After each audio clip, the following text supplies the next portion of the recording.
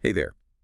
I know after the holidays, you're probably looking at your donor list and thinking, okay, how do we keep this going? Yeah. We're diving into some articles today all about first quarter donor retention, Mm-hmm. especially for child sponsorship programs. Mm-hmm. Hopefully, we can give you some ideas to turn those one-time givers into some really dedicated long-term supporters. And that's where it gets really interesting. We always want to keep getting those new donors, Right. but focusing on the ones you already have, there are some surprising benefits to that. Yeah, I get that it's important, obviously, to keep donors around, but like beyond that warm, fuzzy feeling of knowing that you've got loyal donors, are we really talking about a difference to the bottom line here? Oh, absolutely. Yeah. Okay. It's not even just about saving money. Right. On acquiring new donors, though, that's a huge factor. Think about operations, smoother paperwork, cleaner data, which helps you target your communications better. And ultimately, this is the bad part, more resources freed up to actually run your programs. So it's like a ripple effect It is. that makes everything more efficient. Yeah, definitely. Okay, so why is the first quarter so important? I mean, isn't that holiday spirit enough to keep people engaged? Not necessarily. Okay. Imagine, someone makes a really generous donation during the holidays. They feel really great about their contribution, Mm-hmm. but then nothing. Oh, No follow-up, no updates, no real sense of how their money made a difference. That initial enthusiasm can fade really fast. particularly if they're like a new donor Yeah, who's still figuring out, how they want to give. absolutely. And I imagine for child sponsorship, that's even more important It is, to yeah. have that consistent support. Yeah, if you lose a sponsor, that could directly impact a child's access to things like education, healthcare, even their basic needs. Right. So those first few months after the holidays, Hmm. those are make it or break it time for turning those holiday donors into long-term champions for these kids. So how do we do that? How do we avoid that drop off and how do we make those connections really stick? Okay, so fast, personalized follow-ups are key. Okay. We're talking thank you notes within 48 hours. Wow. Okay. But, tailored to the type of donor. So maybe a first-timer gets like a weekly welcome series showing them their impact. Okay. And then a major donor receives a monthly personalized report, something like that. That makes sense. Yeah. The right info at the right time. Exactly. And for child sponsors specifically, I bet a photo or a story from the child that they're helping can really make a difference. It's powerful, for sure. But it's not enough to just say thank you. We've got to show these donors the impact of their generosity. Right. Right. This is where things like storytelling, photos, videos, even virtual events, that kind of stuff can make a huge difference. I'm always about working smarter, not harder. Mm-hmm. And one of the sources we were looking at mentioned data Yeah. and technology to boost retention, which honestly kind of sounds like a secret weapon. It is for a lot of organizations, yeah. So tell me about that. Okay, so your holiday campaign data, think of it like it's a gold mine. Okay. What donation methods were popular? When were people looking at your content? Mm-hmm. Were there any signs, like warning signs of people who might drop off? That kind of thing? And I imagine, especially with child sponsorship programs, that data could really tell you Mm. if a sponsor prefers seeing like the progress reports versus personal stories from the kids, Oh, for sure. which could be a make or break thing, I think, It totally could be. long term. Yeah. And platforms like Help You Sponsor can really help manage all of this. Oh, interesting. They have automation features, Okay. like automated child updates, custom messages, and even things like engagement tracking tools. Now, engagement tracking tools, what are those? Oh, those are really cool. So they can identify potential retention issues before they become problems. Oh, wow. Yeah, they can track, how often sponsors respond to messages or how often they look at content you send them. And if a sponsor isn't engaging, it'll flag it for you so you can reach out to them. So it's kind of like a safety net Yeah, to exactly. catch the people who might be slipping away. Yeah. But let's shift gears for a second and focus specifically on child sponsorship programs. Hmm. What are some of the things we need to consider when we're trying to build lasting bonds in those programs? Brightpoint for Children, they did some research, and they stress the power of personal connection, Okay. frequent early communication, Okay. and quickly addressing any sponsor concerns. Hmm. That can drastically reduce that post-holiday donor drop-off. I see. A new sponsor gets a welcome package with a note from the child they're sponsoring, Right. or they have their questions answered quickly. That builds a lot of trust and loyalty. So we're talking monthly photos and updates, quarterly letters, early impact reports. Exactly. These all sound like good ways to nurture that bond between the sponsor and the child. They really are. Yeah. And platforms like Help You Sponsor can help us manage this. They absolutely can. They do a lot of the heavy lifting. Okay. So you can focus on what matters, which is cultivating those relationships. It feels like we're really talking about a shift in perspective. Okay. Not just managing donors, but building a real community. Yeah, it's a really important distinction. We're not just asking for money. We're inviting people to be part of something bigger than themselves, Yeah. you know, to really see themselves as participants in creating change. And I imagine when a donor feels that sense of ownership, that's when they really become invested. They're not just giving money. They're becoming advocates, Yeah, ambassadors, even lifelong champions for the cause. absolutely. And that's really true, especially for child sponsorship programs. You Yeah. know, that personal connection that they have with a child, it makes them much more likely to stay involved for the long haul through the ups and downs. Yeah, it's almost like they become part of an extended family, united by this shared commitment to a child's well-being. It is, yeah. It's a really beautiful thing to see. So, say someone's listening to this right now and they're running a child sponsorship program. What are some tangible steps they can take, like right now, to put all this into practice? Okay, so a good place to start is always your communications plan. You know, making sure that it's really personalized, not just a general message sent to everyone. Okay, yeah. Remember, we're trying to cultivate individual relationships. Right, and we talked about tailoring communications based on donor type. So weekly updates for new donors, monthly reports for major givers, and so on. Right. But how can we take that even further, especially for child sponsorship?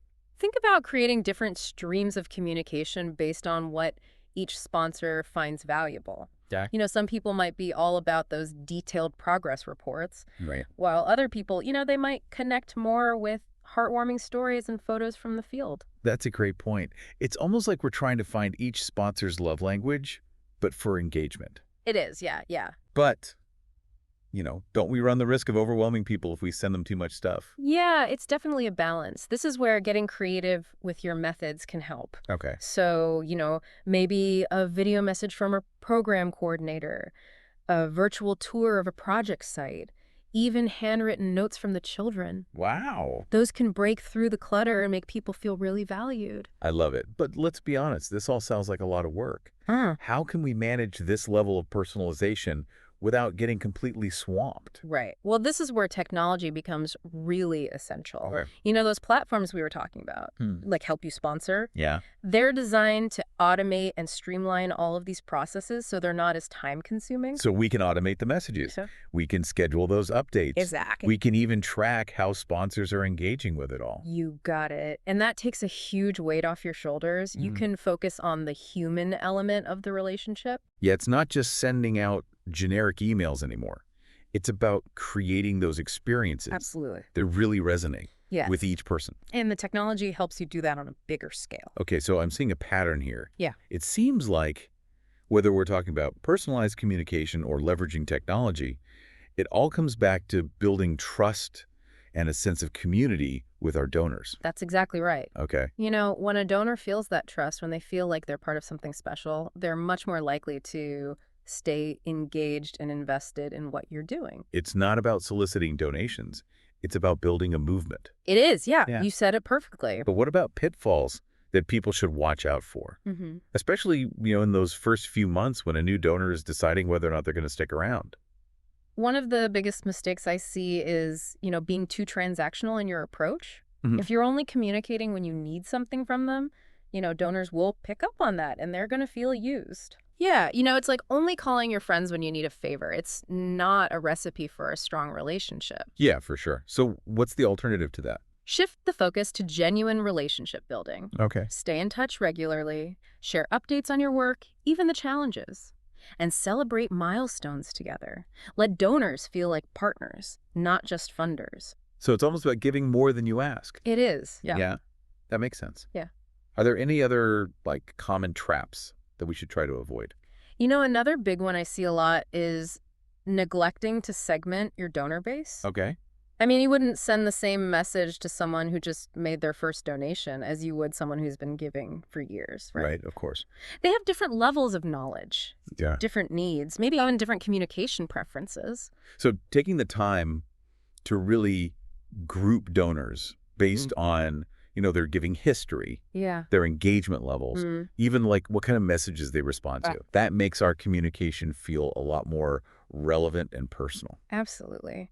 The more personalized you can be, the more seen, heard, and valued a donor feels. And that goes a long way in building those long-term relationships we've been talking about. Okay, so we've talked about personalization, we've talked about building relationships, we've talked about using technology. Anything else we need to keep in mind as we put together our donor retention plan? Yeah, transparency. Okay. It's absolutely key. Donors want to know how their contributions are being used. What impact are they having? Yeah. So clear and consistent reporting on your progress and outcomes is really, really important. Okay. And don't be afraid to share both the successes and the challenges you face. So give them kind of a behind-the-scenes look at the work. Exactly, yeah. It builds trust, Mhm. and it shows them that you're accountable. Okay. It reinforces that sense of partnership, Yeah. and shared purpose. I love it. So we've got personalization, relationship building, using technology, transparency. It's all coming together here. Yeah. But before we move on, I want to circle back to those child sponsorship programs. Yeah. Are there any unique challenges or maybe opportunities when it comes to retention in those programs specifically? One challenge that I see sometimes is managing expectations. Okay. It's really important to be upfront about the realities of child sponsorship. Right. It's not about quick fixes. Yeah. It's a long-term commitment. Mm-hmm. Progress can be slow, and, it can be incremental. Right. We want to make sure that sponsors understand they're not just like buying a child's happiness. Yeah, definitely not. They're really investing in their future. Yes. And that future is influenced by, a lot of things, not just financial support. A lot of things. Family dynamics, community resources, even like broader social issues. Absolutely. They all play a role. Yeah, and we need to educate sponsors about these complexities. Yeah. And really help them understand that child development is a process. So it's about balancing realistic expectations with highlighting, the incredible impact that support can have over time. Right. But amidst all these challenges, I imagine there are also some really unique opportunities. Oh, absolutely. Yeah. The potential for deep and meaningful connection in child sponsorship is huge. I mean, when sponsors really feel that bond with the child they're supporting, they're much more likely to become really passionate advocates, the kind who stick with you for years to come. It's that human connection that can really make a difference. It is, yeah. And I imagine that's especially true in child sponsorship, where the emotional stakes are just so high. So how do we go beyond, the basics? How do we really cultivate that connection? There are so many creative ways to do that. Okay. I mean, personalized letters and photos are great, but think about things like video chats or even opportunities for sponsors to actually visit the child and the community. Wow. Those kinds of experiences can really deepen the bond and make the sponsorship truly transformative. Wow. Yeah. I can just imagine, a sponsor meeting the child that they've been supporting for years and, really seeing firsthand the difference that their contributions have made. Yeah. I feel like those are the kind of moments that spark lifelong memories and inspire even more generosity. Exactly. Those moments of human connection, they really elevate the entire experience. Yeah. And they create this ripple effect of positive change that goes way beyond just a single sponsorship. This has been so thought-provoking. Good. I feel like I have this whole new toolkit for building lasting relationships with donors, especially, for our child sponsorship program. Awesome. Before we wrap up this part of our deep dive, can you recap the main things you want our listeners to walk away with today? Yes, definitely. Let's go over those essential points one more time. So, swift, personalized follow-ups, especially in those first 48 hours after a donation, are crucial. And don't just say thank you. Show them the impact. Make it tangible with real stories, with photos, with evidence of what they're doing. And the data can really be our friend here. Analyzing our holiday campaign can reveal so much about our donors and what they're interested in. Plus, there's technology, like Help You Sponsor, that can help manage all of these communications and free up our time to focus on those human connections. All of that is so essential, but there's one more thing I really want to emphasize. It's about taking the long view, Donor retention isn't just about next quarter's numbers. It's about building a sustainable future for your organization. So when donors really feel like partners, they're in it for the long haul, Yeah. providing stability even when things get tough. It's like building a loyal fan base. Yeah.